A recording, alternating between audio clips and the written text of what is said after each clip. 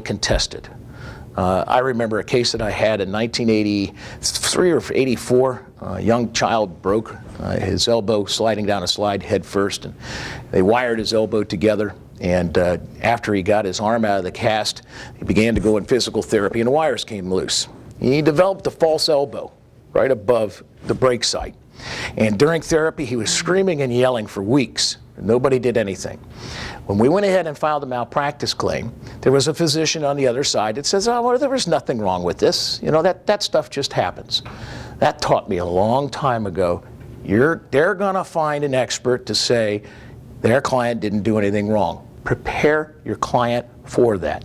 I am amazed at what attorneys say is or is not wrong in a case, as well as physicians for that matter. But the fact is that's their job. Understand that's the arena you're in. Understand if you're unfortunately a party, that's going to happen. You're going to have experts that are going to have differing opinions. I don't know if I've ever had a case that I have not had that happen. So that breach of the duty must specifically define what did the lawyer do wrong. How did that lawyer do it wrong? Let's take the simplest one. It's on page 2. You miss a deadline. If there's a statute of limitations date and you miss it by 1 day, statute of limitations dates are there for a reason. That's it. Unless you can come up with a reason for a tolling statute to apply or agreement of the parties for a tolling statute, it's liability. Now, does that mean that you have damages? That's the fourth element. You must have some damages that can be compensable. Just having damages that are non-compensable, you have to have, it's a court, while it's a court of equity, it's also you're going to a jury and asking them for money. That's it. You're not going to get your left arm put back on if the doctor dropped the ball and then your lawyer dropped the ball on the doctor's case. You're going to get money. So you have to evaluate that claim in order to determine what the extent of damages are. Some cases, the damages are already there when they walk in the door, they just get worse. Those cases are tougher. So you're going to have that expert monetarily define what are the damages in this case that I can prove that the lawyer caused directly from his error. Because like I said before, remember some of those damages are already there, may not be able to be reversed. So having said that, I do believe in trying to get as much information as possible. The first thing I do after I get the client in and have them give me their file, so to speak, is try and learn what is the underlying case. Normally, the client came in with the personal injury action, and this just happened to me where the lawyer did not call an expert witness to testify as to liability. The other side brought in a construction expert. The jury vied to go with the expert. Now, in my opinion, I think that was stupid and it was malpractice, but at the same token, the Court of Appeals said no, it was up to the jury to weigh that expert's testimony to determine if that was credible.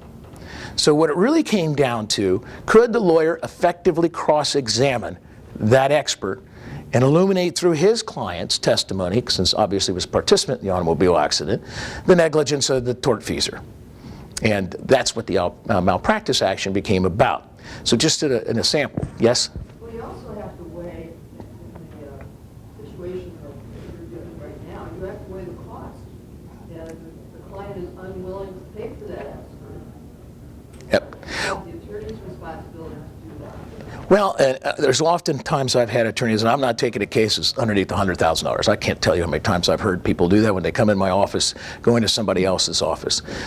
Sometimes those cases are the easiest ones to settle. But you're absolutely right. You do have to sit down, and I call it a litigation checklist is what I do, and go through and see, all right, if we didn't settle by demand prior to suit, how much is this going to cost?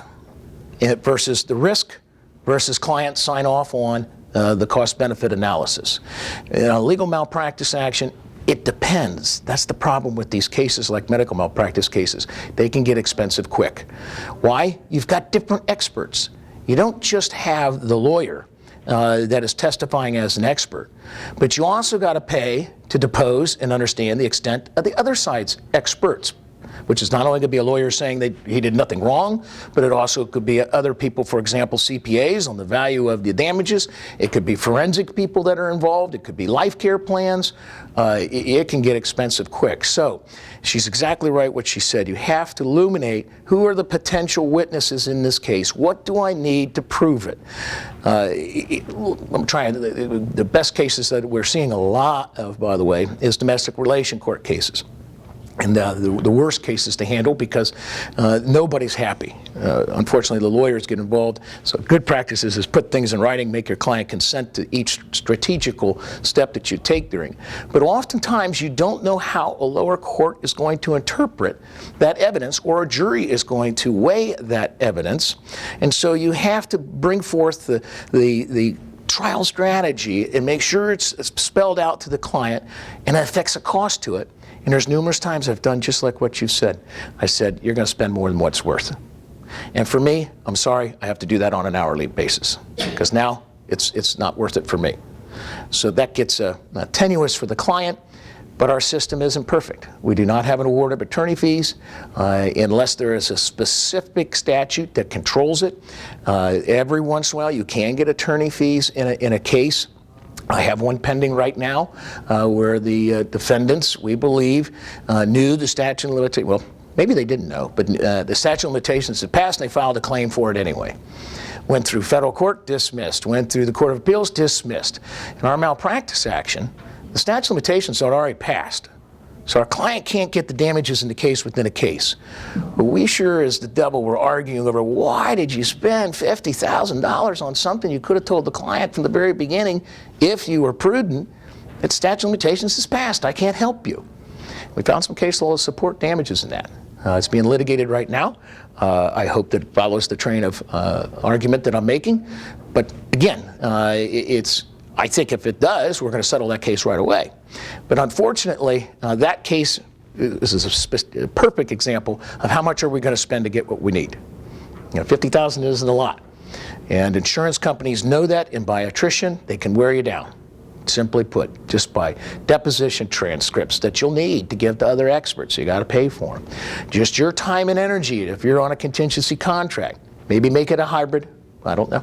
But whatever, you got to get together a trial strategy, find out who all these witnesses are, develop a scheme of how are we going to get where we need to go. When I deal with experts, I very medical malpractice, different field. Federal court, different field. Let's just talk about common cases right now. You don't have to have a report. Butler County you do. But most of the common police court cases, you don't have to have a report on the specifics, like a certificate of merit in a medical malpractice case, telling out of the gate, here's what I found wrong. Okay, so when I have my letters that I send to the lawyers, which I know are going to be part of discovery, so I don't tell them anything in summary or whatever have you. It's all in phone, all in person.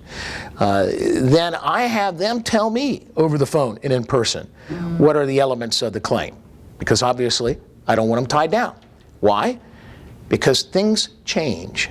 If you're a litigator, I don't think I've ever had, what's John always say, guys? The case is as good as the first day it comes in the door. And it's a very good expression, but it's true. As you go through discovery, you may find out things that harm your client's case, or your client may be harming your case. Maybe things to think about as you go to determine the extent of the validity of witnesses, of the cost of it. So, the Bahia case is a really interesting case. I haven't closed it because I think it's one of the leading cases that we all rely upon. There's numerous factors involved. These folks, the Bahias, they owned an insurance agency, and the government came in and said, you're doing bad things, and there was common pleas court civil actions, there were criminal actions, and so the lawyers were hired to do a number of different things. Hall was in his office. There were different areas of practice, in other words, criminal law and civil law. And it ended up, through these opportunities, that there were settlement discussions, not just with the prosecutors for plea bargaining, but also with the lawyers. And so there was a motion for summary judgment that was filed because they ended up getting convicted. They ended up having civil damages that were at stake. And the argument was, when they were suing the lawyers, well, you can't prove that if we did things differently, you still wouldn't have gotten convicted. You still wouldn't have had to pay this money back. And so, therefore, because you can't prove it, it's speculative, case over. Trial court agreed, summary judgment. The Court of Appeals agreed, affirmed. Supreme Court said no. There are numerous times when you're in the course of a case when you can, if you fully educate your client, what are the plea bargain arrangements that we have available to us? It's a civil setting. What are the settlement availabilities to us in a civil case? And let them make that decision.